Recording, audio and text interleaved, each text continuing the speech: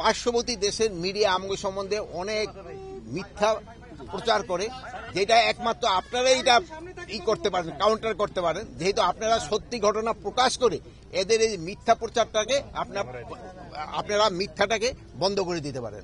আমি আপনাদের কাছে অনুরোধ করব, আমাদের দেশের সাংবাদিকরা কিন্তু সত্যি ঘটনাই বলে, এবং আপনারা সত্যি ঘটনা প্রকাশ করেন, এবং ওদের যারা আপনি এই যে মিথ্যা ঘটনা রটাচ্ছে তার মুখে সে সময় চুলকালি পড়বে।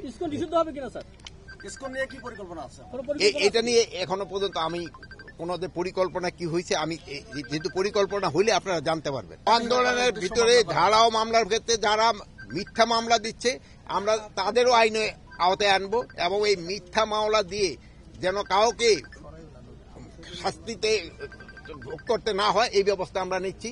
আমরা একটা কমিটিও করে দিচ্ছি, যে কমিটি ইনভেস্টিগেশন করে দেখবে। শুধু এটা পুলিশের উপরে না, আমরা এই যে কি বলে ডিসি মহোদয়ের জেলা প্রশাসক এবং আমাদের এসপি এবং লিগ্যাল অফিসার তারাও এইটা দেখবে, যেখানে অ্যাকচুয়াল কারা দোষী শুধু তাদের ক্ষেত্রেই আইনানুগ ব্যবস্থা আমরা নিব, আর যারা নির্দোষী তাদের অবশ্যই তারা ছাড়া পেয়ে।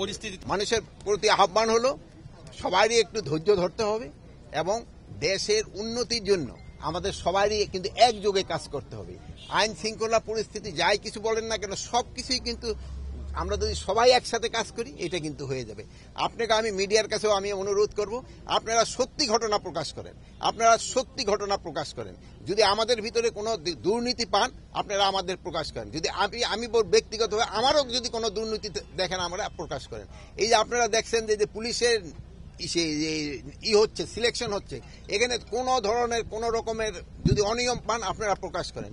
আমি এসপি সাহেবরা আছে জিজ্ঞেস করেন, দেখেন আমরা কারোর জন্য একটা রিকোয়েস্ট করছি কিনা অমুকের নাও, আমরা চাচ্ছি একটা ফেয়ার সিলেকশন হয়ে যাক। আপনারা আগে সবসময় বলছেন যে পুলিশের ভর্তি বাণিজ্য, কিন্তু এবার কিন্তু কোন ধরনের বাণিজ্যের কিন্তু আপনারা এখনো দিতে পারেন নাই। যদি কোন রকমের বাণিজ্য হয়ে থাকে আপনারা জানান, আমরা তাদের এগেইনস্টে অ্যাকশন নিব।